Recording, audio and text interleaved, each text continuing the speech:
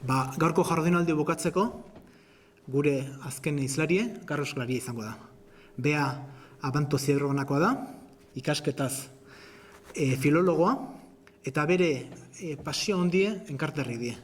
Enkarterritako paisajea, hizkerak, hizkera zarrak, dantzak, musika, arkitektura, kultura tradizionala danetik ikortu du. Baina ez hori bakarrik, bere beste zuztarra Naparroko erronkari da, eta bertane lanak indakoa da. Hortaz, ikuspegi ederra dauke, Carlosek. Alde batik, Euskal Herri, mendebaldea, bestetik Euskal Herri, ekialdea. Begi baten enkarterrik, beste begin erronkarik. Eta horrek ikuspegi privilegiotu ematen dio, bere iritzi eta lanetako. Dana dala gaurko gaie, Bizkaia mendebaldeko burnigintza eta hizkuntza paisajekin lotutakoa izango da. Hortaz, hitz emango dugu Carlosi. Bai, eskerrik asko, Aitor. Burdinaren itzala Bizkaiko mendebaldean. Saiatuko naz bilbide bat egiten Bizkaiko mendebaldean zehar.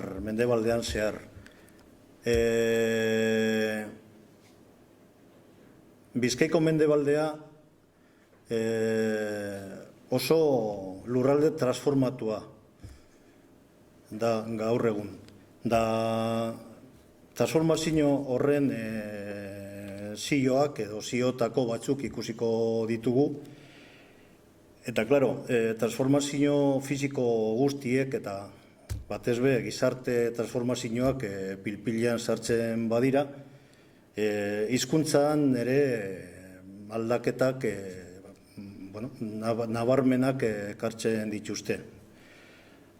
Eta horrek guztiak modu grafikoan erakusten saiatuko naz. Hemen dozue, mapa honetan Bizkaiko mendebala, eta hor ikusten ditugu hainbat udalerri, eta kanpotik ikusita, batzuentzat, hau da, Bizkaiko enkartazioa edo Bizkaiko enkarterriak. Beste batzuk mapa hau ikusten badabe, hemen ikusten dituzte eskualde desberdinak, alde batetik enkartazioak, baina bestetik mehatzaldea eta eskerraldea, eta bestetik azken bolada luzean inposatzen ari da edo mantentzen ari dan frankismo garaian sortutako kontzeptu bat, El Gran Bilbao. Orduan, izenez be ezin da izendatu modu bakar batez. Horregaitik aukeratu dut Bizkaiko mendebaldea. Eta mendebalde kontzeptu horrek dana hartzen dago. Bizkaiko mendebalde horretan, administratiboki bereziak edo desberdinak diren herri batzuk badaude, Barakaldo, besteak beste, Bilbotik oso hurbil, hori fabriketan da fabrika eta industria eta mehatzaritza giroan murgildutako herria, Bizkaiko bigarren herria, biztanleriaz, eta jatorriz Barakaldo be enkarterrikoa izan zen, gero banandu egin zen enkartazioetatik 15. gizaldian, eta 15. gizaldi horretan bestelako aldaketak ere gertatu ziren Bizkaiko mendebalde honetan. Besteak beste, Portugalete uria sortu zuten, eta justo hortik aurrera, Portugalete Bizkaiko beste uri ekin batera osatu zuen Bizkaiko juntetan bloke berezi bat. El bloque de villas y ciudad. Eta enkarterriarekin zerikusirik ez zuen garai hartatik, momentu hartatik. Garai hartan, Portugalete fundatu zanako garai hartan,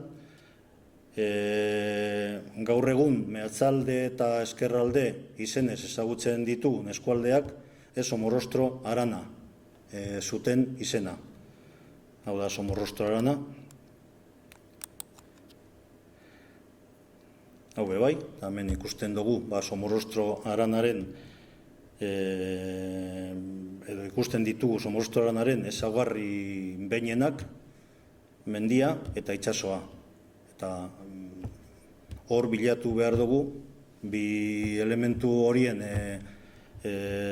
batzean, topatu behar dugu Somorrostro Aranaren eta Enkarterriaren eta Bizkaiko mendebalde osoaren aldaketa historikoa. Hastapenak, hau da, burdingintza eta burdinaren onomastikaz ariko gara, burdinaren toponimiaz, eta hastapenak ere bertan bilatu behar ditugu. Ikusi dugun mendi horretan, badago mendi zati bat, Loiola izena daukona, eta bertan dagoz hori, lehengo eta 13. gizaldi arteko hori, astarnarik sarrenetarikoak.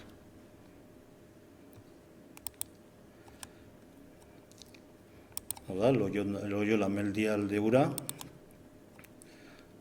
garai desberdinetako astarnategiak, erromatarren garaiko zeramika ere ugari agertu zen. Hau da, bertako gaur egungo paisaia. Eta hauek dira, inguru horretan konserbatu diren gure gana heldu diren toponimoak. Burtzako, Loiola, Olabarrieta, Urdaibai, Lugorriaga eta bar. Batzuk Olabarrietak, Lugorriagak lotura zuzena daukie burdinarekin. Mendian lantzen zan burdina batez be, mendiko burdinoletan, eta gure eskualde honetan ugariak dira mendi burdinolen astarnak. Apur bat, konparatzeko, Araba, Bizkaia eta Gipuzkoan dauden burdinolen apur bat distribuzioa, igual ez da oso edo erabat zehatza, baina men ikusi lehi jatorrizko astarnategietatik edo meategietatik hurbilen, gero eta hurbilago, gero eta ugariagoak dira burdinolak. 13. gizalditik aurrera, mendia utzita, ibaira etorri ziren burdinolak. Burdinola zarretako batzuk, 15. gizaldian dokumentatutakoak, Bidanzas y Fortunas liburuan Lope García Salazartarrak idatzitakoa, hor muñatonezko jauna zan, meategietako eta burdinolen ere bai jauna izan zen. Eta ikusi duguna izan da Urdandegieta, izeneko burdinola. Eta hori oso zarra da. Galdamez eta Barakaldo eta Güeñez arteko mugetan dago.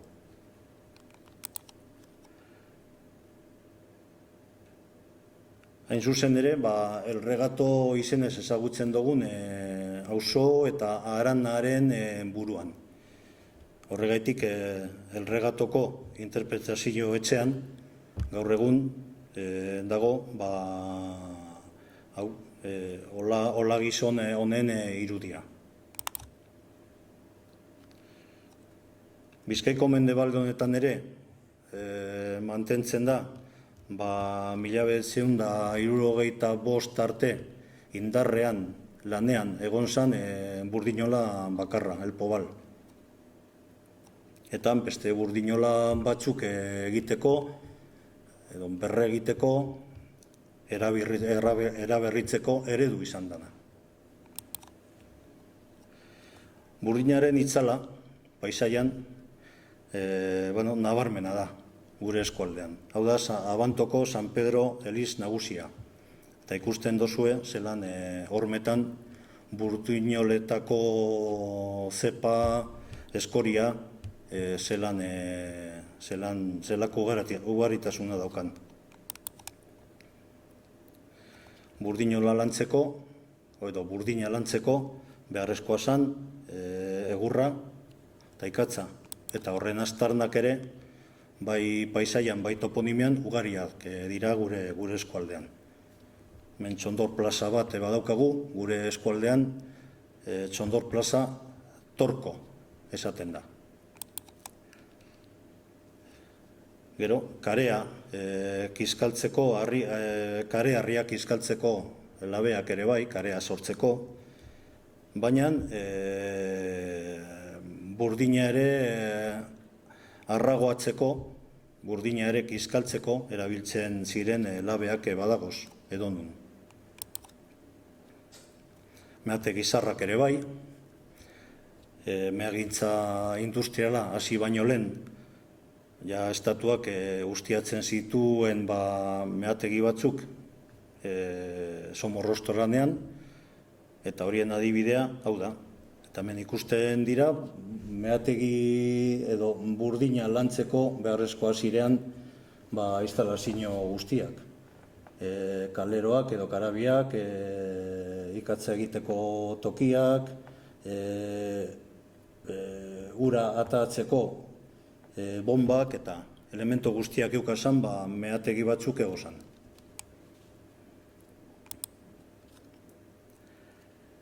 Eta burdinolak esartzeko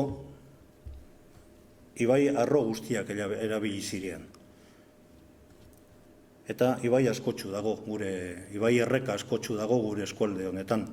Euskal Herri osoan, batez be, Bizkaia eta Gipuzkoan, eta Arabako iparraldean, eta Nafarroko iparraldean bebai, erreka eta errekasto asko dago. Orduan, horrek guztiak erabili ziren burdinolak ezartzeko.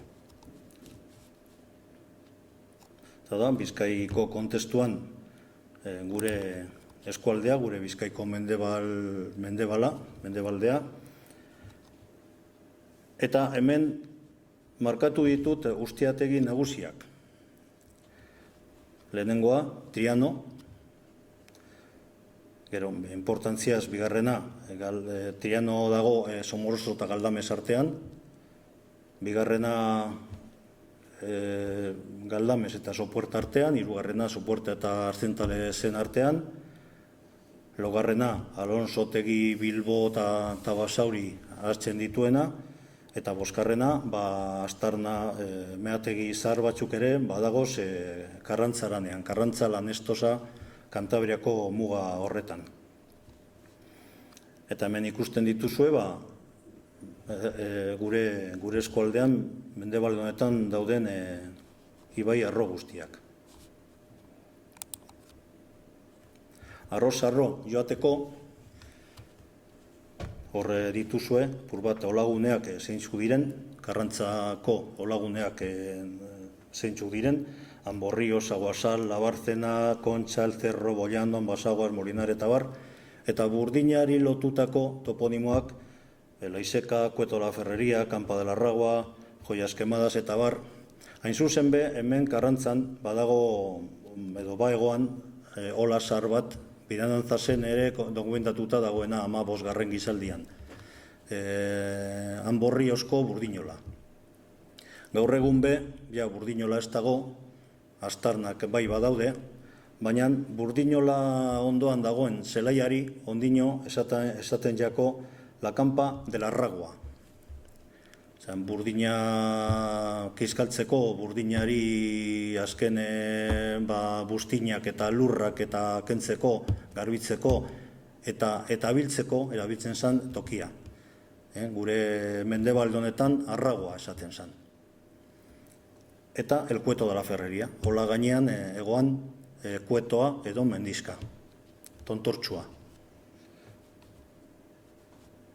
Eta fijatzen basarie, hemengo toponimo gehienak erromanikoak dira, Amborrio, Sanguasal eta bar. Eta gero ikusiko dugu, mendebaldetik ekialdera etorriaz, zelan aldatzen dan toponimia erromantzearen eta euskal toponimiaren arteko oreka.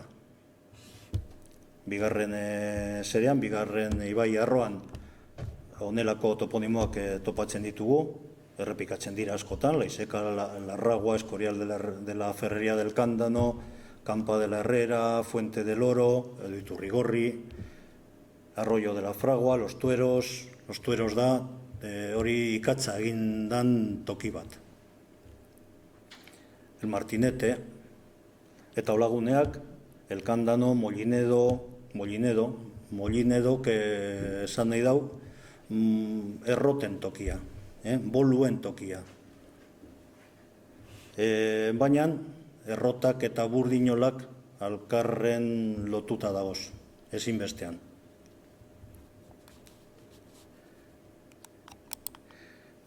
Hirugarren arroa, hau da, Kadagua ibaiaren arroa, eta gero Arabatik eta Okendo aldetik datozen ibai batzuk ere batzen dituena, eta horretan, ibai nagusia Kadagua edo Salcedon, garai batean Salcedon izenez ezagutzen zen, ze Salcedo Arana da, Balmasedatik, Balmaseda eta Alonsotik artean dagoen aran hori, eta gaur egun Güeñes eta Zalla kontzejuak daude bertan, eta gero Gordesola Arana. Orduan, Gordesola Arana zeharkatzen dagoen ibaiaren izena, gaur egun Herrerias da. Garai baten Ibai Zabal zan, Ibai Zabaletako bat, Ibai Zabal baino gehiago izan dira Bizkaian. Da, horbe, burdinola asko eta asko. Eta laguneak ikusten dituzue. Balmasedan, el Peñueko, Laiseka, Tamblazan, Valdemollina, Terreros, Mimetiz, eta hemen hasten da batez be euskal toponimia bete-betean agertzen. Arangoiti, Rekalde, Largatza, Masukera, Rodallega, Solaguren, Uribai, Basabe, Zaldu, eta bar.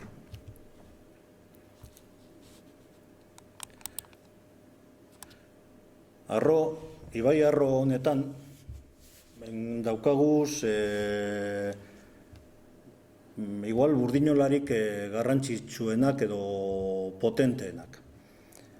Eta ibai hau da Somorrostro edo Barbadun izenez ezaguna dan ibaia. Ibai hau erabat bizkaitarra da, edo erabat enkarterritarra.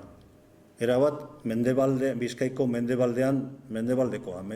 mendebaldean sortu, Kolitza mendiaren hegalean, da, bukatzen da, heltzen da, itsasora, Arena izeneko hondartzan.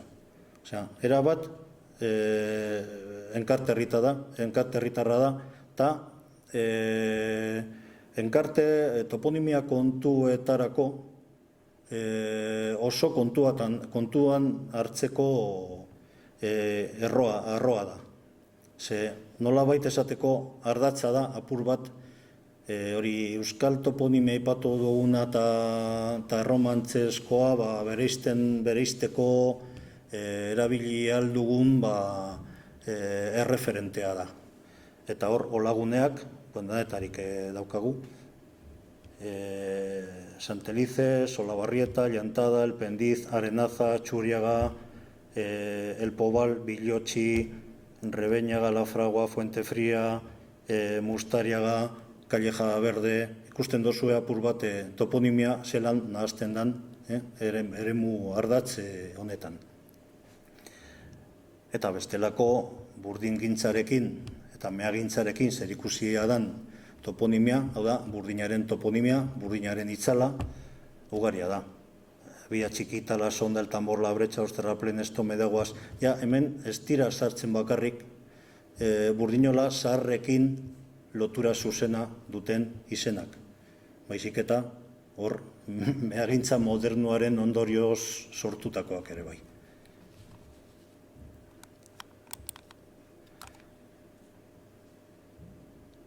Eta azkenen beste ibai arro bat edo beste ibai batzuen arroak ere baditugu hemen. Eta hau da, Somorrostroraneko, mehatzalde eskerralde, eskualde horretako ekialdea. Eta hor, badaukagu Kadaguaren zati bat, eta badaukagu Loiola mendigunetik etortzen diran errekastoak eta ibatxuak. Eta hor dago, esaterako, besteak beste, lehen aipatu dugun Urdandegi eta Burdinola. Eta hemen oso trinkoa da Burdinaren toponimia zarra. Hor aipatuko dugu, Eskauritza, El Escorial, Las Chirteras, La Rineta, Txatxarros, Loiola, Bitarratxu, Mallorca, Masukeras, eta trenbide nagusiak ere bai. Trianoko trenbidea, Orkonerakoa, Lutxana Mininena, Franco-Belga enpresarena, Galdamesko trenbidea bebai,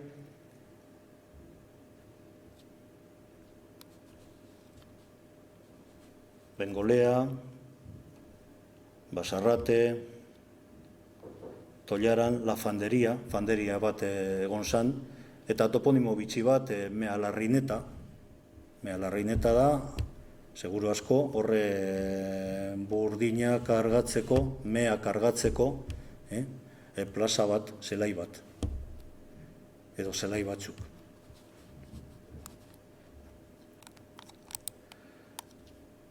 Hori, 15. mendean sortutako Portugaleteko Urian ere, bere toponimian, Burdinak garrantzia izan zuen Portugaleten, egozan kai bi, molla bi, portu bi, bat asan Mearen herribera, edo la Ribera de las Venas, agirietan agertzen dana, eta bestea asan Arrainaren herribera.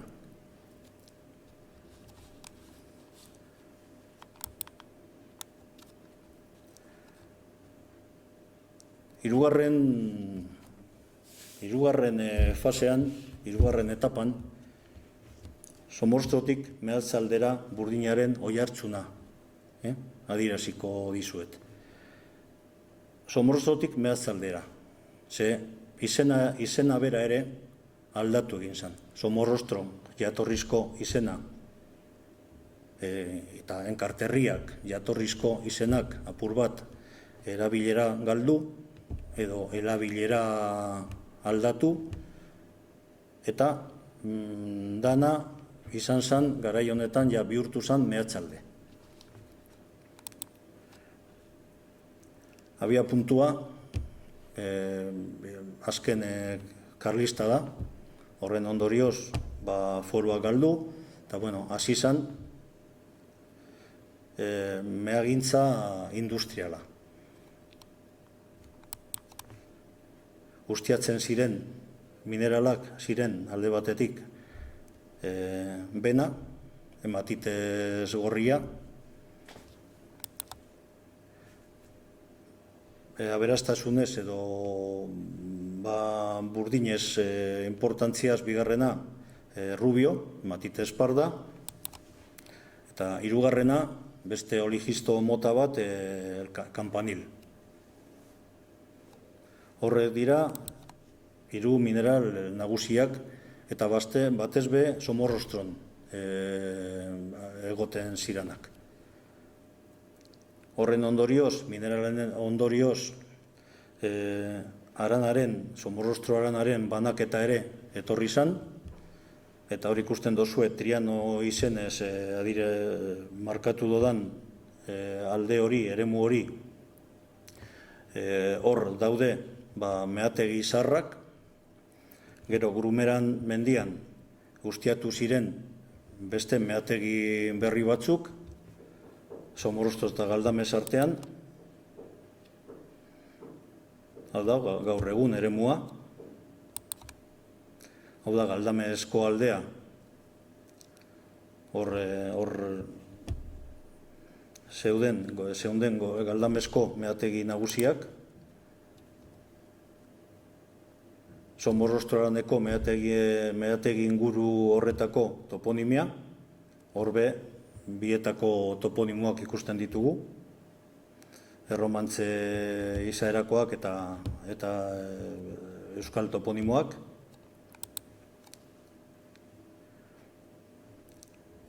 Eta hauek dira, Trianoko mendien izenak, Urtsako, Labutrera, Loyola, Olabarrieta, Urdaibai, Lugorriaga, Frados, Polberos, Bitarratxu, Mendibil, Atxaniega, Arnabal, Zeitegi, Perenal, eta bar.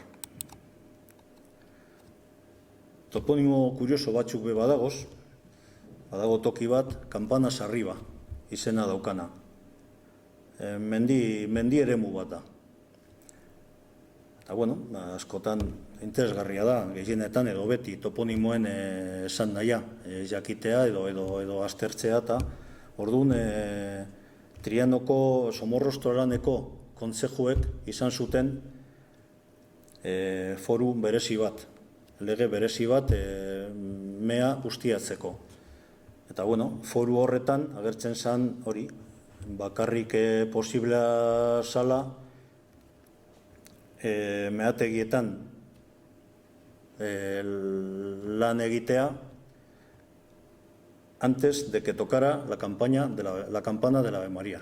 Hor euki aldugu toponimo baten jatorria. Hau da, Galdamesko pertsona baten gutun bat, eta mehatzaritza industriala pilpilean egoan garai hartan, arek esaten dau, pues que en las peñas que antes no había nada, ahora hay multitud de gente y esos grandes peñones pues lo están derrumbando, están sacando cantidad de mineral, eta Gallarretan eta Txiniegan Elisa Barriak egiten ari dirala. Gallarreta gaurko Gallarta da, Txiniega da, gaurko Larboleda. Orduan, hor toponimo batzuen aldaketa ere ikusten dugu. Eta horren ondorioz, meagintzaren ondorioz sortzen da gizarte berri bat.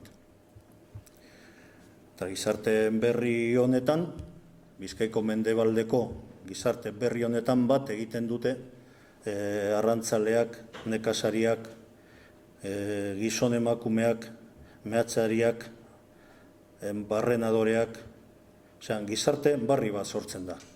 Eta paisaia barri bat ere bai. Eta hor, nahazten dira, etxeak, auzoak, meategiak, elizak, mota askotako herriak, hau da, Gallarta herria, garai baten Gallarta Abantoko auzo bat da, baina garai baten Gallarta bihurtu zen mehatzaldearen, Somorrostoranaren herriburua nolabait esateko. Ikusten dozue zelako herria. Eta hemen egon zen meategietako hospital nagusia bebai.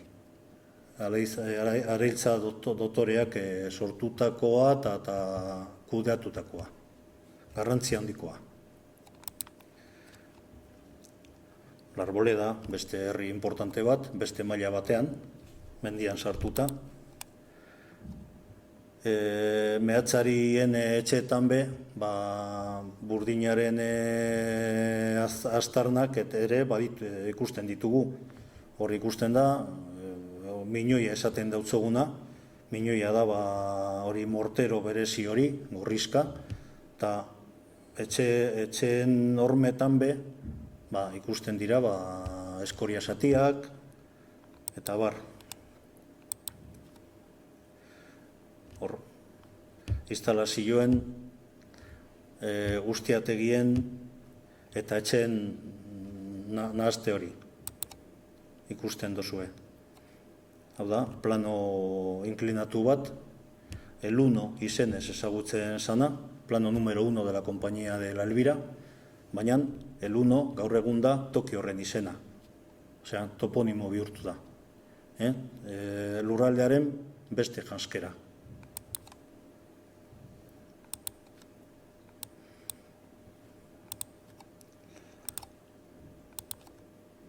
Paisaiaren Aldaketa, hau da, Arrontegi zubia. Arrontegiko zubi ondoan egoan torretxe handi bat, importante bat, Lutxanako torretxea, aiaratarrena izan zana, eta horre bukatzen dira trenbide, mehatzal trenbide nagusiak. Orkonera, Franco-Belga, Lutxana-Minin, danak bat egiten dute bertan.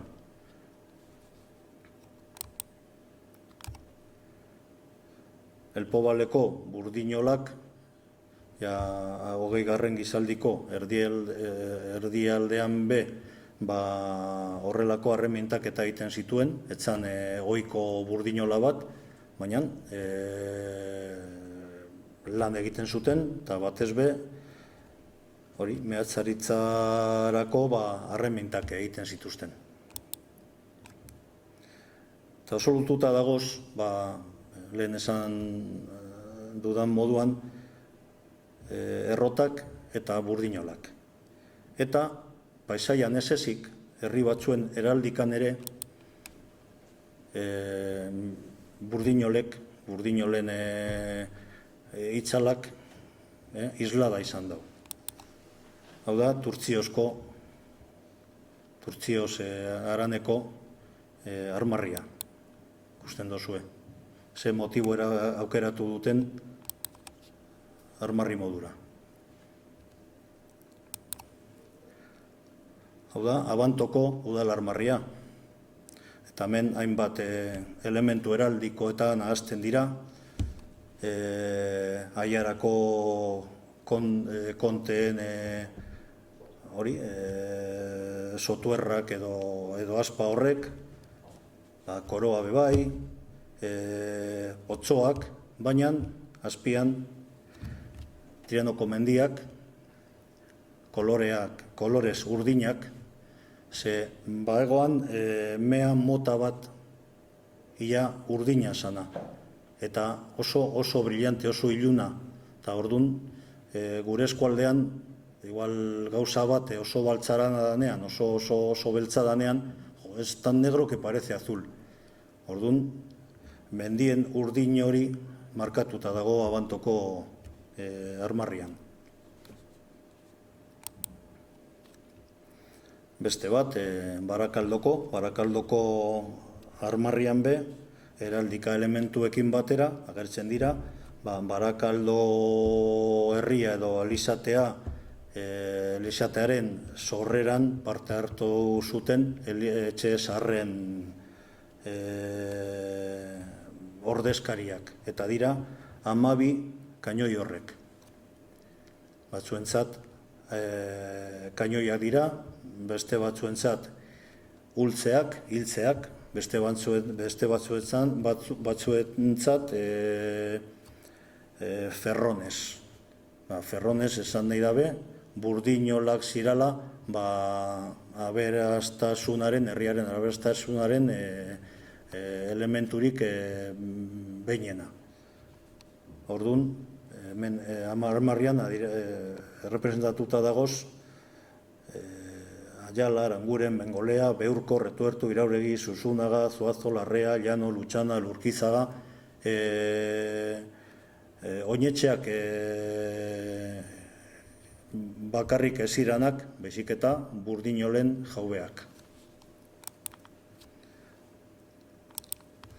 Gero naturak askotan, edo gehienetan bere lana egiten dau, eta aintzineko mehatzaritzako paiseiak beste modu baten agertzen dira. Hau da, Arboleda Ortuellako golf zelaia. Eta, hau da Petronor, Aranaren ondo osoa hartzen dauena, gaur egun. Orduan, industrian da meategietan bilatu behar dugu izen zarraren aldaketa. Orduan, Enkartazino eta Somorrostro jatorrizko izenetatik etorri gara ezkerralde eta mehatzalde izen berrietara.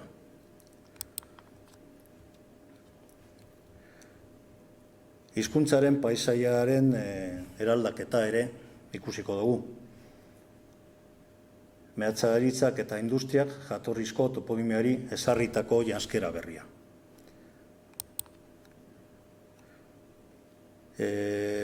Meategiak ustiatu baino lehen, edo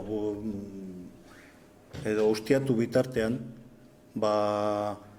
koto mineroak eta sortzen zituzten. Eta koto minero bakoitzak badaukan bere izena, jaubek jarritakoa.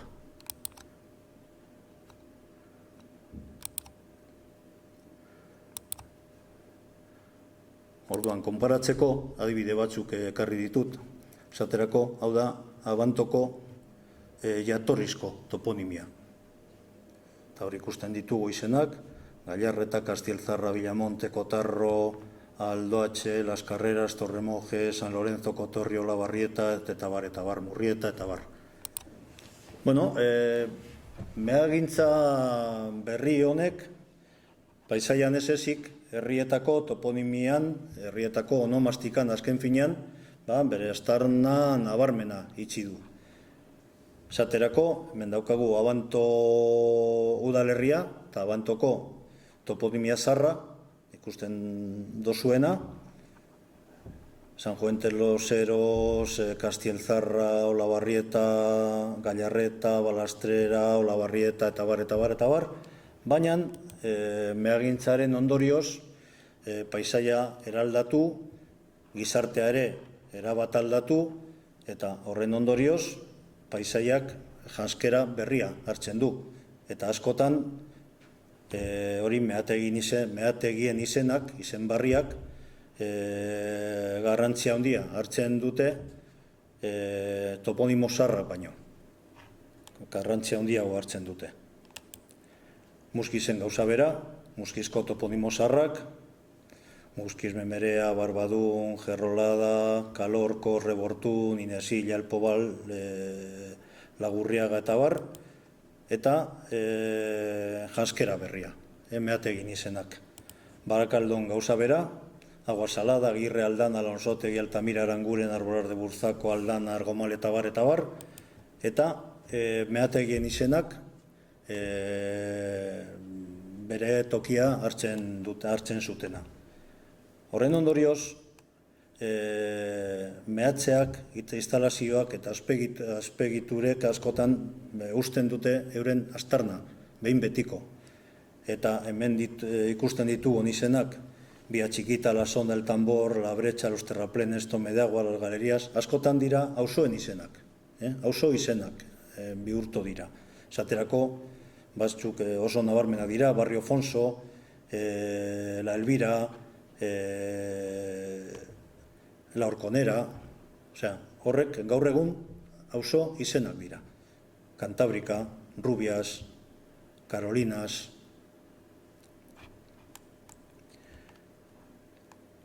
Eta bueno, gure azken kapitulua da mendebaldeko hizkuntzak. Ze gure ibilbidean ikusi ditugu toponimos ezberdinak, euskeraren eragina, erromantzearen eragina ere bai, eta honetaz argi apur bat emateko, hemen daukagu euskalkien ohiko mapetako bat, eta hor garbi ikusten da euskararen muga zeintzuk ziren 19. Gizaldiko azken boladan, azken zatian, eta hon badabilau. Eta euskararen muga baegoan gure mendebalde honetako ekialdeko eremu honetan. Barakaldo euskalduna zan, herri euskalduna zan, oraindik hori 19. Gizaldiko hasierako urtietan.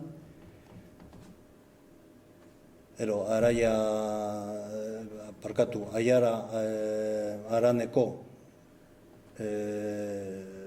herrietan euskal aztarnak nabarmenak dira, baina ez da gauza bera gertatzen Enkarte herrietako gure mendebalde honetako mendebaldean.